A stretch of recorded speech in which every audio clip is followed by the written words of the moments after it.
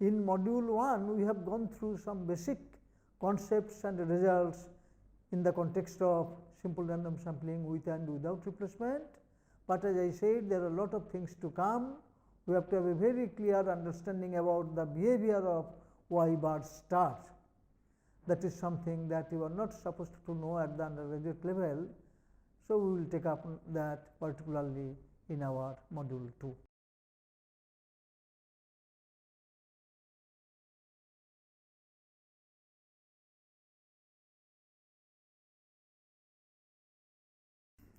In the context of with and without replacement sampling, as I said, we have some more things to take up, but for the time being, to start with, if you have any question, then you can raise your issues to me and then we can start discussion from your questions that are coming up in your mind.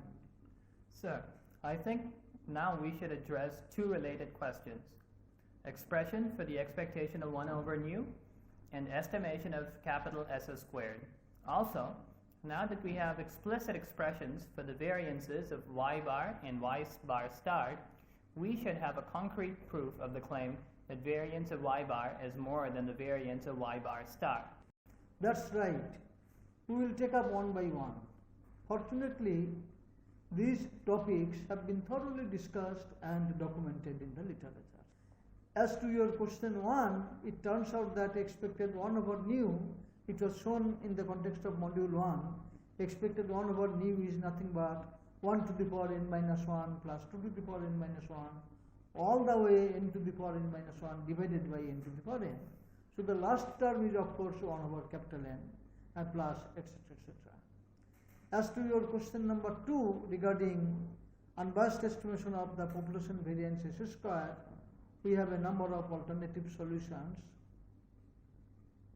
And also your question refers to the variance of y bar greater than variance of y bar star.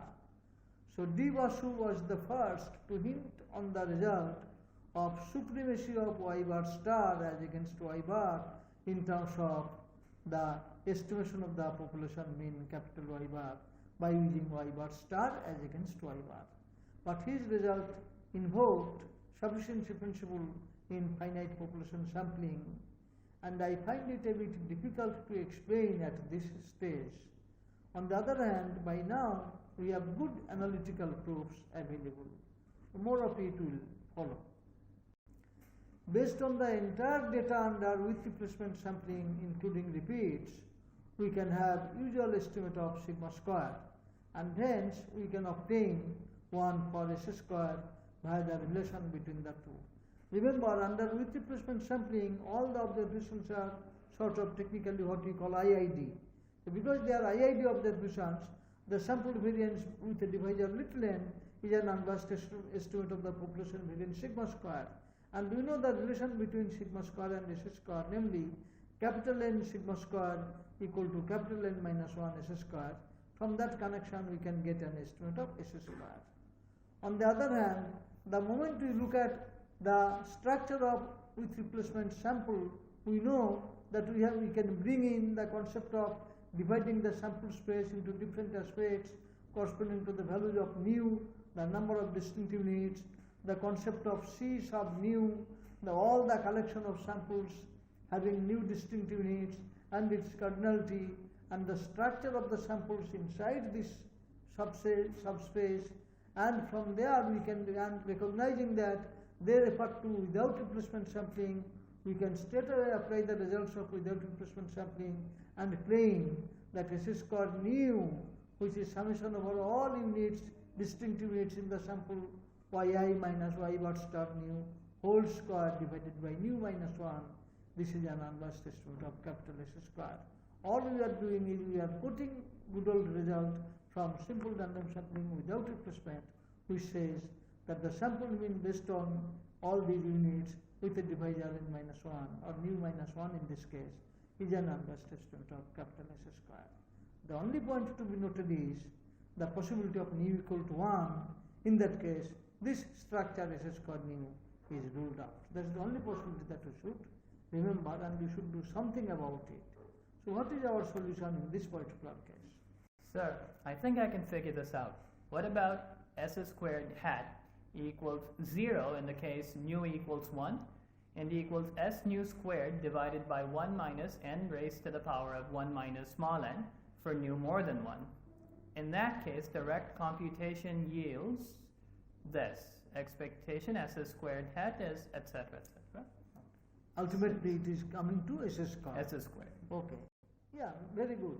So what you are doing, because for mu equal to 1 you cannot do anything, you set S squared estimate equal to 0 for mu equal to 1. And for all other cases, all you need to know is you are talking about a truncated distribution. So you look to the probability of mu equal to 1, p mu equal to 1, you take 1 minus that and divide by that. That's exactly what you are doing. S squared mu divided by 1 minus probability mu equal to 1. And that will make for every mu greater than 1, because S squared mu conditional on mu is unbiased estimate for capital S squared. This will give you S squared multiplied by summation probability mu greater than 1, and that exactly same thing in the denominator, so that will cancel out and you will get S squared. Very good. It's a very simple interpretation of the thing and a very simple correction that you make. You are just right. Now regarding your last point, we need to show that variance of little y bar, which is sigma square by n, under with replacement sampling, variance of little y bar, that is more than variance of little y bar star, which is capital S square multiplied by expected 1 over nu minus 1 over capital N.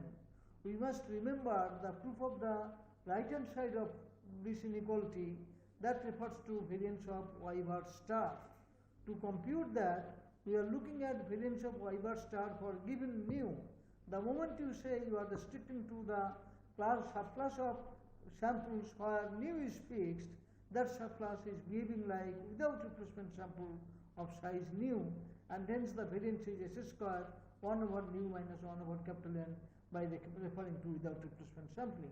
And then all that you need to do now is taking expectation. But nu is the only random variable in the whole context, and you are talking about expected value of 1 over nu. That's why that expression comes.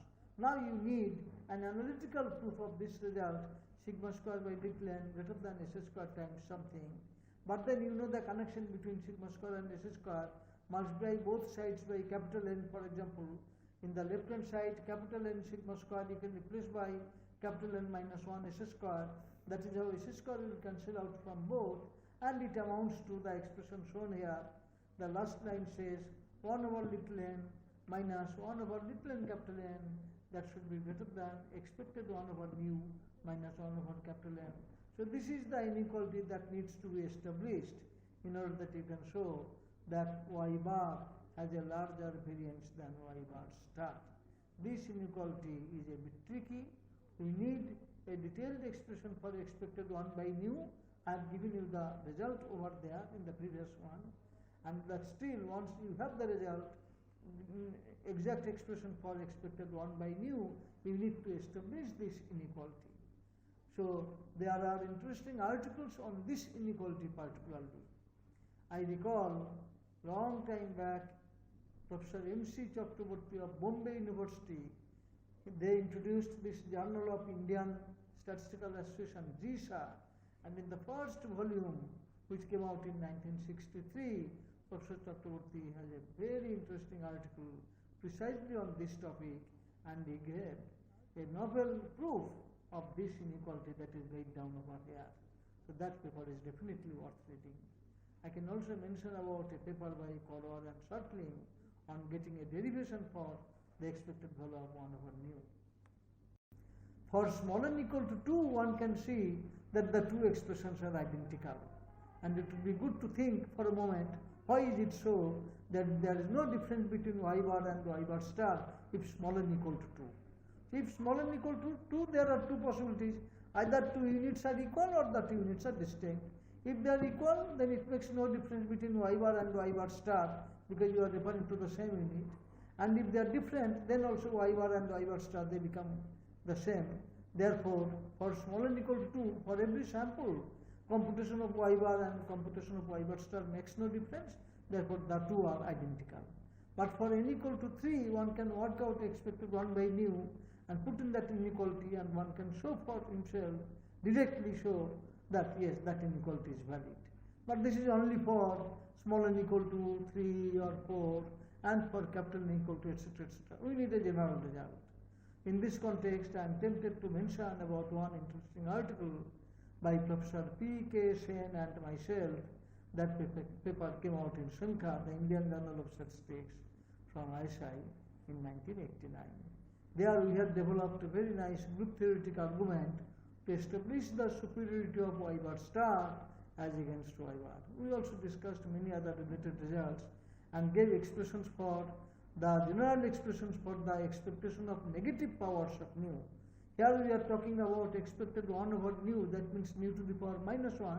We gave general expression for expectation of nu to the power minus 2, minus 3, etc. There are many other things that we had developed. That's an interesting paper. It is worth reading. That paper is, this is the details on averaging over distinct units in sampling with replacement, that is by myself and Professor P.K. Sen, that appeared in 1989, Shankha Series B. Okay, to sum up, there are a lot of issues, interesting issues that come up under simple random sampling with and without replacement, particularly for with replacement, the issue of the number of distinct units, the issue of estimation of the population parameters like mean and variance, and more than that, establishing the superiority of the mean of distinct units as against the mean of all units including repeats. And this is only about the mean, and if I am talking about the estimation of variance, whether I should use the mean based on all units or I should use the mean based on distinct units, and then working out, showing the unbiasedness of the two estimators is okay, but then going further, one step further, computing their variances of the estimates, and then comparing them, that is going to be a very difficult task. So there are a lot of issues still there. Now we will see what is in store for us for the questions and MCQs. Yeah, this part was a bit small section. I did not want to overburden you with a lot of new ideas, but the point that we wanted to make is, in respect of simple random sampling with replacement, that is a non-trivial issue of working out the parameter estimates based on distinct units in the sample, trying to understand the nature of the samples so derived, nature of the estimators so found out, and their overall performance in respect of the whole lot of samples. And these are non-trivial issues. We show that some of the results are really a bit tricky, definitely not at undergraduate level, something is even at research level. Expression for expected value of 1 over nu, I did not give the derivation of the result, nor I told you how to prove the variance inequality, which eventually boiled down to an algebraic inequality in terms of small n, capital N, and the expected value of 1 over nu. That is also a function of small n and capital N. So, all these things are kind of non-trivial issues, and I ended up referring to the paper by M.C. Chakraborty in Journal of Indian Statistical Association 1963 volume 1, and also a more recent paper by Sen and Sinha, myself with falsification, that appeared in Shankha in 1989. Our paper is worth reading, that has many issues discussed. So, we will stop now and we will look forward to the exercises and MCQs. Okay, let me give a small introduction before we get into the questions. In our times, I am talking about almost 50 years back, when I was an undergraduate student. In our time, in this undergraduate course in survey sampling, it started with random number drawing, etc. Then immediately landed into simple random sampling with and without replacement, and whatever you are taught, they seem to be pretty simple. Results under with replacement, results under without replacement. At one point of time, we thought with replacement is easier than without replacement. Then we thought, yeah, both are okay. But the point is that we missed talking anything about the mean based on distinct units, the notion of distinct units and its relevance in the study of sampling procedures. So that part was missing. That is why they looked okay. But now you can see there are a lot of issues involving with replacement sampling, particularly the issue of distinct units. So all the questions here they are referring to with replacement sampling, and let's see how the questions are coming up. Okay, please start. Question 1. Under simple random sampling with replacement, capital N small n, verify that the expectation of nu is equal to n times 1 minus capital N minus 1 divided by capital N raised to the small nth power. Okay, so this question is very tricky. When we are talking about nu, we know that nu is a random variable and it has a distribution. It assumes values 1, 2, 3, etc. technically up to the smaller of small n and capital N. And then we know the distribution of nu, that is why we are referring to Feller's book, the problem on classical occupancy, and the expression for probability nu equal to k, that is n choose k delta k o n divided by capital N to the power small n, etc. So from that we can use the first principle, apply the definition of expectation and work out expected nu. That will be a good training for you. You know the distribution of nu, work out from the first principle expected value of nu. There is another tricky way of doing it, that is what one should try to venture into. Can I express nu as the sum of the indicator functions of the units in the population? So nu is nothing but, if I define indicator function capital I suffix small I as equal to 1 if the unit I is included in the sample, equal to 0 otherwise, for every little I equal to 1 to up to capital N, then this nu is nothing but sum of the indicator functions of all the units in the population. And from there we can show expected nu is nothing but expected value of sum of indicator functions and expected value of a sum equal to sum of the expectation. From there you can, in one line, you can get this expression. You can see how simple it is to view, to derive this result by viewing nu as the sum of appropriately defined indicator functions. And from there also you can work out the variance of the distribution of nu. Next question, please. Under simple random sampling with replacement, capital N small n, verify the formula for the expectation of 1 over nu for a general capital N when small n is 4. Well, this is basically a question involving algebra. You know the expression for expected 1 by nu, the general expression, and then you are supposed to verify this when small n equal to 4. The idea is that when small n equal to 4, you can explicitly see for yourself the distribution of nu equal to 1 or 2 or 3 or 4. You can write down the distribution directly. You can work out expected nu, and then you can verify the formula that is given. The formula is tremendously simple.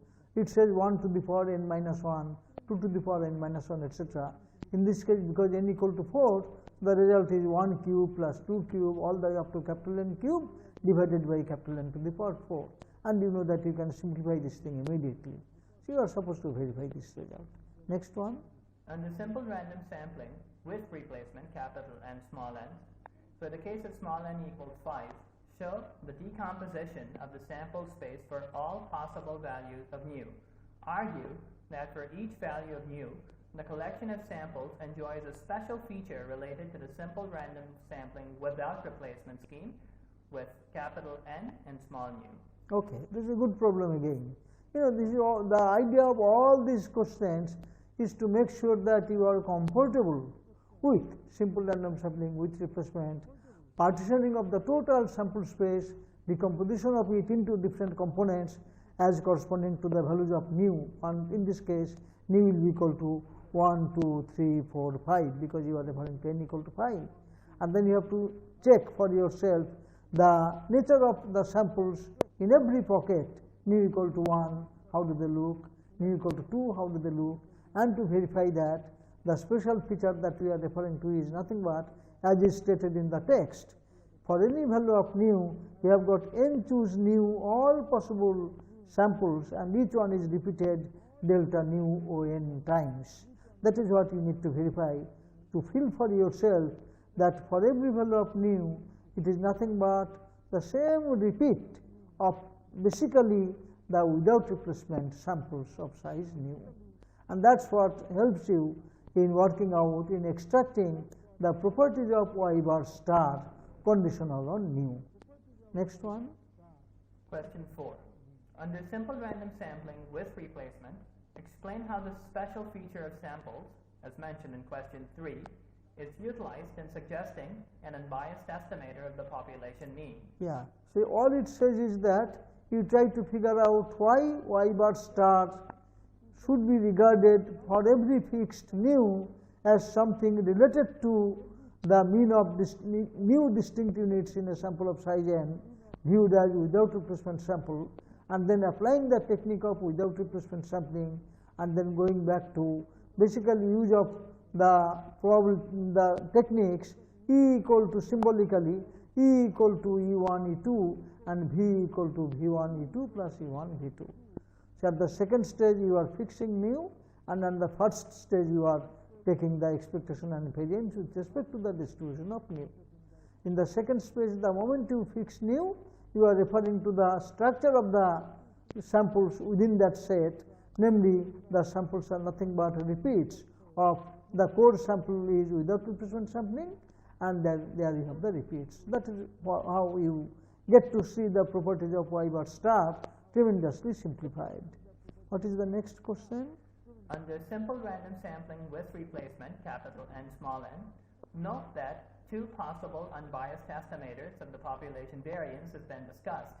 Display both of them. Critically examine the formation of the estimator based on the notion of distinct units. Argue that indeed a class of unbiased estimators can be formed based on this notion. It is a very good question, very good question. So first you refer to with replacement sampling. You note that two possible unbiased estimators of population variance have been discussed. The first one is regard the observations as IID, and you talk about SS square sample variance with divisor little n. It has got mean y bar and capital Y bar, and it has got variance sigma square. That is simple thing. The other thing is, think in terms of the mean based on distinct units and the variance based on distinct units, and there whenever you are talking about variance based on distinct units, you are referring to capital S square, and from there you get into sigma square. That part is okay. Now they are saying you examine the formation of the estimator based on the notion of distinct units, how it has been done, how you have ruled out the possibility of nu equal to 1. And while ruling out the possibility of nu equal to 1, you have suggested one estimator. The claim is that there is a large number of unbiased estimators that can be suggested based on what you have done, critically thinking about what you have done in giving one estimator, and that can be generalized to come up with a large number of estimators. Let us take up the MCQs quickly. Under simple random sampling with replacement capital N small n, for the case of small n equals 5, the mode of the distribution of the number of distinct units nu is given by nu equals 2, or nu equals 3, or nu equals 4, or does depend on the value of capital N. Okay, so in this example, we are tacitly assuming capital N to be more than 5. Okay, now you are looking at small n equal to 5, therefore the distinct units will be 1, 2, 3, 4, 5, and the problem is what is the mode of the distribution? Is it at 2 or at 3 or at 4, or it depends on the value of capital N? Interesting question, okay. What is the next one? Under simple random sampling with replacement capital N small n, for small n equals 4, there are 8 possible unbiased estimators of the population variance based on the sample observations. Is it true, false, or depends on the value of n, which is more than 4? Interesting question again. They are talking about unbiased estimators of the population variance. So this question is related to the exercise that was there. There is a possibility of getting beyond 2. So the question is, there are 8 possible unbiased estimators. Is it true or false or something? It depends on the value of capital N. Think about it, okay? It's a good question. What is the next one? Under simple random sampling with replacement capital N small n, It is known that the mean based on all the units, including the repeats, has a larger variance compared to the mean based on the distinct units only. By critically examining the proof of this result, one can assert that this is just an exercise toward comparison of the mean of a positive valued random variable with a fixed given quantity, both being functions of small n and capital N. Is the assertion true, or is it false, since it depends also on the population variance? A good question. So, you look to the two expressions for the variance and look to how the comparison is being made, and whether essentially it depends on a comparison between the expectation of a positive valued random variable and a fixed quantity, or does it depend on the fact, the nature of variation in the population as well? Good question. Is that all? Okay. I think that's how we stop. Okay, thanks for your continued interest in this. We will go ahead with the next module.